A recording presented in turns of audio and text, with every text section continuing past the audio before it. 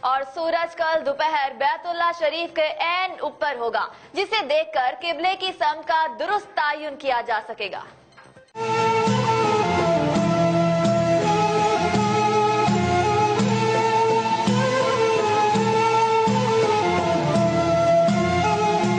پاکستانی وقت کے مطابق کل 2:18 پر سورج خانہ کعبہ کے عین اوپر ہوگا۔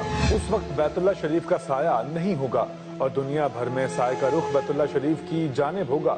قبلہ رخ کی درست سمت کا تعین کرنے کے لیے زمین میں چھڑی عمودی گاڑ کر مقررہ وقت پر چھڑی کے سائے پر خط کھینچنے کے بعد اس پر خط عمودن گرائی جائے گی اور شمال جنوب زاویہ قائمہ بنانے سے قبلہ رخ کا درست تعین مکمل ہوگا۔ سورج 16 جولائی کو دوبارہ 2:26 پر بیت اللہ شریف کے اوپر ہوگا۔